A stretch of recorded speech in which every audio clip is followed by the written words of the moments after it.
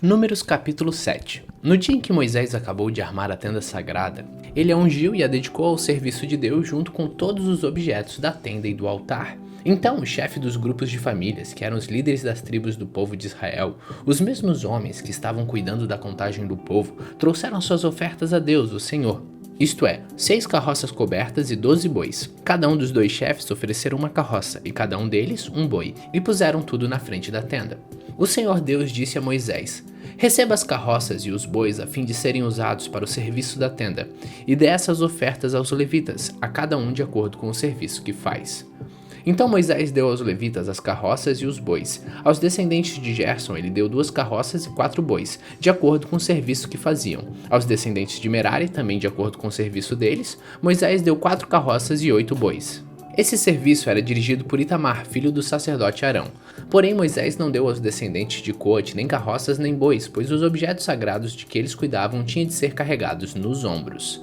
Os chefes também trouxeram as ofertas para comemorar a dedicação do altar ao serviço de Deus. Quando eles já estavam prontos para apresentar as suas ofertas no altar, o Senhor Deus disse a Moisés: os chefes, cada um no seu próprio dia, deverão apresentar as suas ofertas para uma dedicação do altar ao meu serviço. Os 12 chefes apresentaram suas ofertas na seguinte ordem. No primeiro dia, o chefe da tribo de Judá, Nasson, filho de Aminadab. No segundo dia, o chefe da tribo de Zacar, Natanael, filho de Suar. No terceiro dia, o chefe da tribo de Zebulon, Eliabe, filho de Elon. No quarto dia, o chefe da tribo de Ruben, Elisur, filho de Sedeur. No quinto dia, o chefe da tribo de Simeão, Selumiel, filho de Zurissadai. No sexto dia, o chefe da tribo de Gad, Elisaf, filho de Deuel. No sétimo dia, o chefe da tribo de Efraim, Elisama, filho de Amiúde. No oitavo dia, o chefe da tribo de Manassés, Gamaliel, filho de Padassur. No nono dia, o chefe da tribo de Benjamim, Abidã, filho de Gideone. No dia 10, o chefe da tribo de Dan, Aiezer, filho de Amissadai. No dia 11, o chefe da tribo de Asser, Pagiel, filho de Ocrã. No dia 12, o chefe da tribo de Naphtali, Aira, filho de Enã.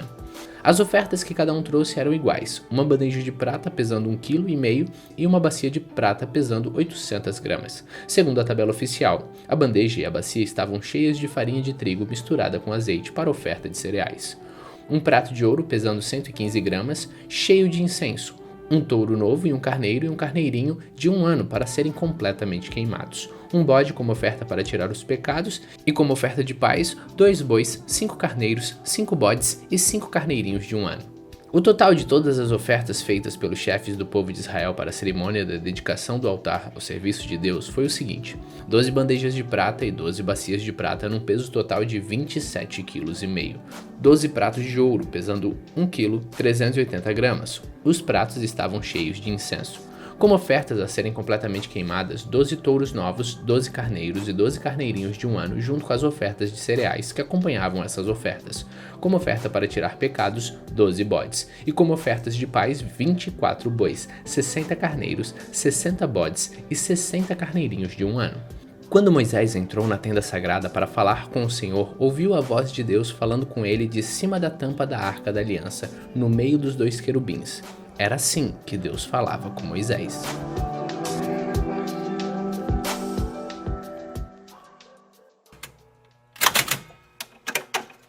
Salmos capítulo 64. Ó Deus, escuta minha oração, pois estou com dificuldades. Salva minha vida, pois tenho medo dos meus inimigos. Protege-me dos planos que os maus fazem contra mim. Livra-me dos bandos de homens perversos. Os maus afiam a língua como espada e apontam como flecha suas palavras cheias de veneno. Eles agem depressa para espalhar as suas mentiras vergonhosas e destrói os bons com calúnias covardes. Eles se animam uns aos outros para fazer o mal. Falam dos lugares onde vão colocar as suas armadilhas e pensam que ninguém pode vê-los. Fazem planos cheios de maldades e dizem: planejamos um crime perfeito. O coração e a mente do ser humano são um mistério. Porém Deus atirará suas flechas contra eles e de repente ficarão feridos. Deus os destruirá por causa das suas palavras. Aqueles que o virem balançarão a cabeça caçoando deles. Então todas as pessoas ficarão com medo, pensarão no que Deus fez e falarão sobre os seus atos poderosos. A alegria daqueles que obedecem ao Senhor Deus vem dele. É no Senhor que eles encontram segurança. Todos eles lhe darão glória.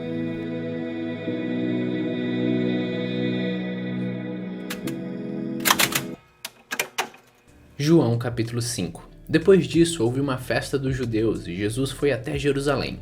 Ali existe um tanque que tem 5 entradas e que fica perto do portão das ovelhas. Em hebraico, esse tanque se chama Betesata. Perto das entradas estavam deitados muitos doentes, cegos, aleijados e paralíticos. Esperavam o movimento da água, porque de vez em quando o anjo do Senhor descia e agitava a água.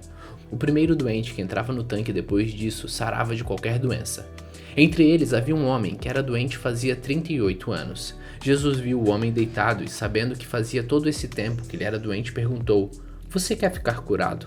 Ele respondeu: "Senhor, eu não tenho ninguém para me pôr no tanque quando a água se mexe. Cada vez que eu tento entrar, outro doente entra antes de mim." Então Jesus disse: "Levante-se, pegue a sua cama e ande." No mesmo instante, o homem ficou curado, pegou a cama e começou a andar. Isso aconteceu no sábado. Por isso, os líderes judeus disseram a ele: "Hoje é sábado e a nossa lei não permite que você carregue a sua cama neste dia." Ele respondeu: "O homem que me curou me disse: pegue a sua cama e ande." Eles perguntaram: "Quem é o homem que mandou você fazer isso?" Mas ele não sabia quem tinha sido, pois Jesus havia ido embora por causa da multidão que estava ali. Mais tarde, Jesus encontrou o homem no pátio do templo e disse a ele: "Escute, você agora está curado. Não peque mais, para que não aconteça com você coisa ainda pior." O homem saiu dali e foi dizer aos líderes judeus que quem o havia curado tinha sido Jesus. Então eles começaram a perseguir Jesus porque ele havia feito essa cura no sábado. Então Jesus disse a eles: "O meu pai trabalha até agora, e eu também trabalho." E porque ele disse isso, os líderes judeus ficaram ainda com mais vontade de matá-lo, pois além de não obedecer à lei do sábado, ele afirmava que Deus era o seu próprio pai, fazendo-se assim igual a Deus. Então Jesus disse a eles: "Eu afirmo a vocês que isto é verdade. O filho não pode fazer nada por sua própria conta, pois ele só faz o que vê o pai fazer. Tudo que o pai faz, o filho também faz. Pois o pai ama o filho e lhe mostra tudo o que está fazendo. E vai mostrar a ele coisas ainda maiores do que essas, e vocês vão ficar admirados, porque assim como o pai ressuscita os mortos e lhe dá a vida, assim também o filho dá a vida aos que ele quer. O pai não julga ninguém, mas deu ao filho todo o poder para julgar, a fim de que todos respeitem o filho, assim como respeitam o pai. Quem não respeita o filho também não respeita o pai que o enviou. Eu afirmo a vocês que isto é verdade. Quem ouve as minhas palavras e crê naquele que me enviou tem a vida eterna e não será julgado, mas já passou da morte para a vida. Eu afirmo a vocês que isto é verdade. Vem a hora, e ela já chegou, em que os mortos vão ouvir a voz do Filho de Deus, e os que ouvirem viverão. Assim como o Pai é a fonte da vida, assim também fez o Filho ser a fonte da vida. Ele deu ao Filho autoridade para julgar, pois ele é o Filho do homem. Não fiquem admirados por causa disso, pois está chegando a hora em que todos os mortos ouvirão a voz do Filho do Homem e sairão das suas sepulturas.